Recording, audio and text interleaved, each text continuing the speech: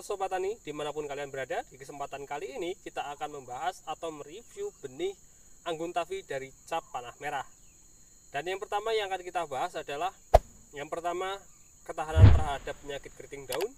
Yang kedua, ketahanan terhadap penyakit virus Gemini atau virus kuning.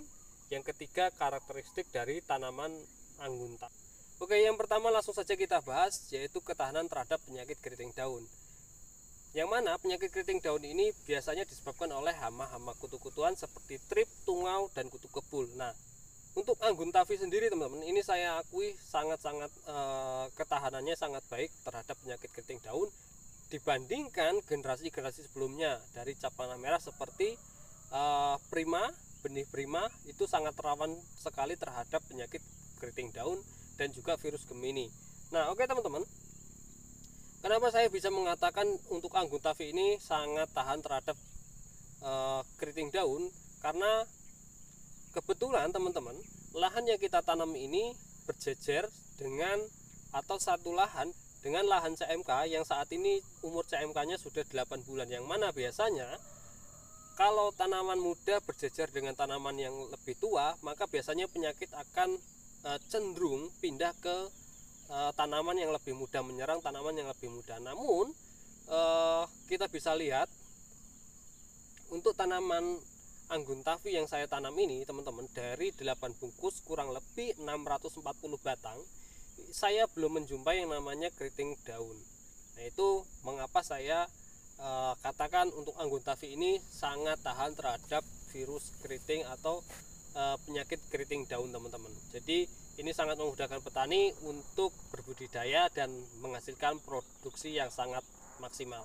Dan yang kedua, ketahanan terhadap penyakit atau virus Gemini atau virus kuning teman-teman. Nah, ini untuk anggun tavi sendiri teman-teman, ini saya akui juga ketahanan terhadap penyakit virus Gemini atau virus kuning ini sangat bagus ya teman-teman ketahanannya.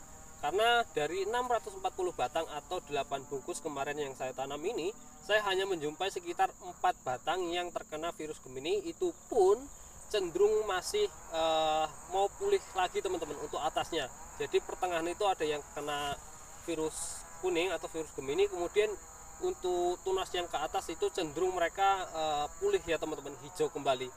Dan dengan demikian maka saya katakan bahwa anggun tavi ini sangat tahan terhadap virus Gemini atau virus kuning ya teman-teman. Dan yang ketiga, untuk karakteristik dari tanaman anggun tavi ini teman-teman.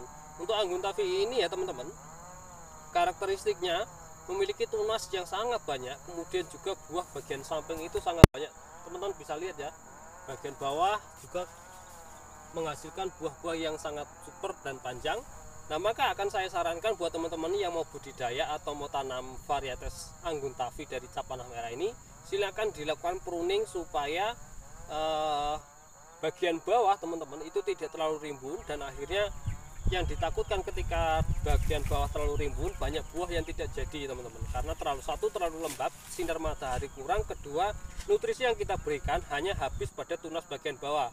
Sedangkan biasanya kalau kita tanam gambas teman-teman, kalau tunas bawah atau buah bagian bawah itu biasanya banyak yang mentok di bagian mulsa atau yang mentok di tanah teman-teman, akhirnya banyak buah-buah yang bengkong. Dan biasanya yang buah-buah bengkok ini tidak masuk dalam penjualan ataupun bahkan harganya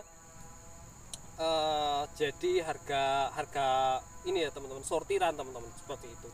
Maka supaya menjaga kualitas buahnya, saya sarankan teman-teman untuk mempruning bagian bawah. Minimal 5-6 tunas itu harus tunas air itu harus dipotong atau harus dipruning, kemudian juga daunnya. Nah, dan itulah review dari saya untuk anggun tavi. Semoga video ini bermanfaat buat teman-teman semuanya, menambah referensi buat teman-teman yang mau tanam anggun tavi. Dan terima kasih buat kalian yang udah nonton video ini sampai akhir. Dan jangan lupa untuk like, komen, dan subscribe channel ini agar terus berkembang. Dan jangan lupa juga untuk share ke teman-teman kalian semuanya, supaya teman-teman kalian juga bisa mendapatkan manfaat dari video yang kalian dapatkan. Sekian video kita hari ini, sampai jumpa di episode selanjutnya.